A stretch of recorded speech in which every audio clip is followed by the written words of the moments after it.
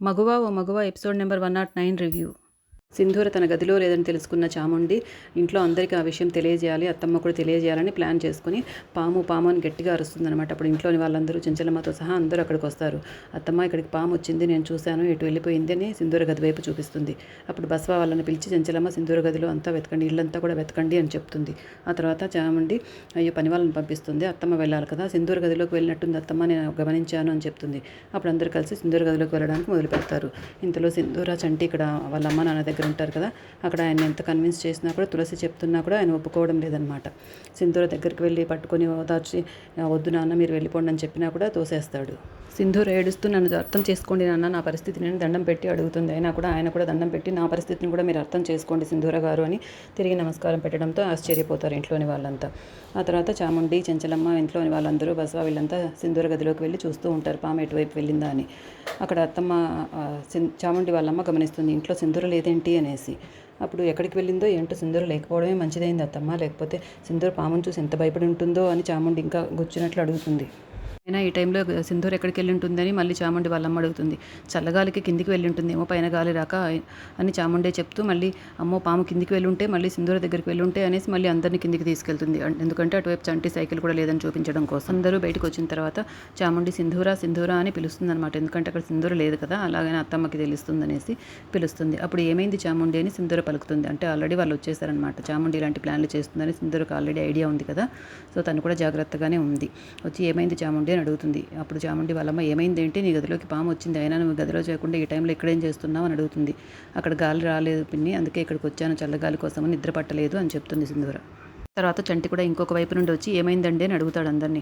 అప్పుడు చాముండి వాళ్ళమ్మ ఏమైందా, గాడిద గుడ్డయింది, అనవసరంగా నా మంచి నిద్ర పాడైపోయింది అనేసి అందరూ లోపలికి వెళ్ళిపోతారు. తర్వాత తెల్లవారుతుంది. చెన్నకేశ్వర గారు ఎక్కడికో మళ్ళీ అదే పని మీద బయటకు వెళ్తూ ఉంటారు. అదే ఫోటో పట్టుకుని వెళ్తారు కదా, ఆ పని మీద బయటికి వెళ్తూ ఉంటే సత్యవతి వాళ్ళ అక్కనే కాల్ చేస్తుంది అనమాట. నేనండి సత్యవతి వాళ్ళ అక్కని, మీరు ఫోటో ఇచ్చాను కదా మీకు, చంటి వాళ్ళ అదే మీ కొడుకుని వెతుకుతూ వచ్చారు, అంటే ఆమె దొరికిందా అని అడుగుతాడు. ఆమె వివరాలు ఏమైనా తెలిసిందా అని అడుగుతారు చెన్నకేశ్వరులు గారు. అప్పుడు దొరకడం కాదండి, ఆవిడ ఇప్పుడు మా ఇంట్లోనే ఉంది, మీరు రండి అని కాల్ చేస్తుంది. నిన్నటి నుండి ఈ విషయం చెప్దామని మీకు కాల్ చేస్తుంటే మీరు కాల్ లిఫ్ట్ చేయలేదు, అందుకే మళ్ళీ ఇప్పుడు పొద్దున్నే చేస్తున్నాను అని చెప్తుంది ఆమె. నేను వచ్చే వరకు ఆవిడని అక్కడే ఉంచండి అని చెప్పి ఆయన తొందరగా బయలుదేరుతారు. ఆ రోజు నేను సత్యవతి ఫోటో ఇచ్చినందుకే నాకు 1000 రూపాయలు ఇచ్చారంటే, ఈరోజు సత్యవతిని చూపిస్తున్నందుకు నాకు 1,00,000 రూపాయలు అడిగినా ఇస్తారని సంతోషపడుతూ ఉంటుంది ఆమె. అయ్యగారు ఎక్కడికి వెళ్తున్నారు నేను చంటి అడిగితే, నేను వెతకబోయే మనిషి ఈరోజు నాకు దొరకబోతుందిరా, నేను వచ్చాక నువ్వు కూడా వాళ్ళు ఎవరో తెలుసుకుంటావు, నన్ను తొందరగా వెళ్ళనివ్వు అని చెప్పి వెళ్ళిపోతారు. అయ్యగారు వెళ్ళే పని సక్రమంగా జరగాలని దేవుడిని కోరుకుంటాడు చంటి కూడా. సత్యవతికి భోజనం వడ్డించి డోర్ వైపు చూస్తూనే ఉంటుంది అయ్యగారు ఎప్పుడు వస్తారా అనేసి.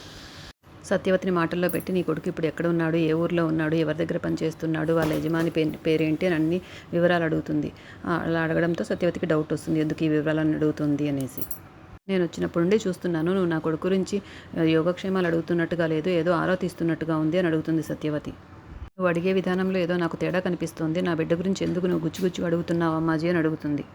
అప్పుడు ఆమె మాటికి నా బిడ్డ అంటావేంటక్క, సొంతం కానిది నా బిడ్డ అని మాటికి అంటే సొంతం అయిపోతుందా నీకు అని అడుగుతుంది. దాంతో సత్యవతి ఆశ్చర్యపోతుంది. నువ్వు నా గురించి ఏమైనా వాళ్ళకు చెప్పావా అని అడుగుతుంది. నేనెందుకు చెప్తానక్క నీ గురించి వాళ్ళకు, అయినా చెప్తే నాకేమొస్తుంది అని తడబడుతూ చెప్తుంది. నువ్వు చెప్పే విధానము, నీ కళ్ళు చూస్తేనే నువ్వు వాళ్ళకు చెప్పావు, నువ్వు చెప్పేది నిజం కాదని అర్థమైపోతుంది అంటుంది. నిజం చెప్పు, నువ్వు నా గురించి వాళ్ళకి చెప్పావు కదా అని అడుగుతుంది గట్టిగా.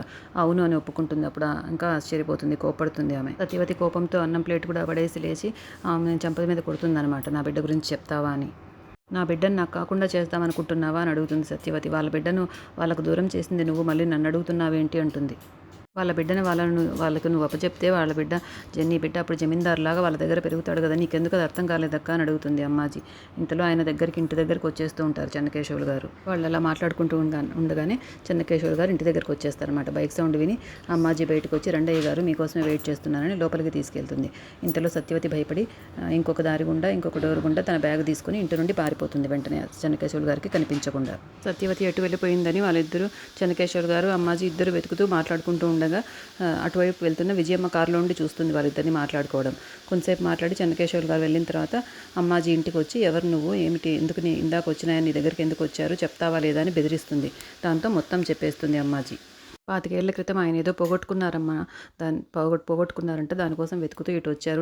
ఆ వివరాలు ఏమీ నాకు చెప్పలేదు. ఏం పోగొట్టుకున్నారో కూడా నాకు తెలీదు. నేనేదో పని చేసుకుందాను, నన్ను వదిలిపెట్టండని ఆమె పారిపోయి ఇంట్లోకి వెళ్ళి డోర్ వేసుకుంటుంది. అప్పుడు విజయమ్మ ఆలోచిస్తుంది. 25 ఏళ్ల క్రితం పోగొట్టుకున్నాడా? ఏం పోగొట్టుకున్నాడు? మా నాన్న నోరు తెరిచి తనకేదో చెప్పారు కదా సీక్రెట్. దానికి దీనికి ఏమైనా సంబంధం ఉందా అని ఇంకా ఆలోచించడం మొదలు పెడుతుంది. తర్వాత సత్యవతి ఎండకు వెళ్తూ ఉంటుంది కదా, టెన్షన్ పడుతూ. దాంతో కళ్ళు తిరిగి కింద పడిపోతుంది రోడ్డు మీద.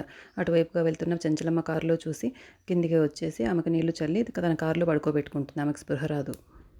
ఇంతలో ఎపిసోడ్ అయిపోతుంది. ఇంకా తరువాయి భాగంలో ఇలా చూపిస్తారు. విజయమ్మ చెన్నకేశవులు గారిని దారిలో అడ్డగించి అడుగుతుంది, 25 ఏళ్ల క్రితం పోగొట్టుకున్న దాని గురించి వెతుకుతున్నారా అని. అది నీకెలా తెలుసు అంటారు. వాళ్ళిద్దరూ మాట్లాడుకునేది వెనకాల కారులో పోతున్న చెంచలమ్మ కూడా చూసి దిగి వాళ్ళిద్దరిని గమనిస్తుంది. ఇదంతా కూడా రేపటి ఎపిసోడ్లో జరుగుతుంది.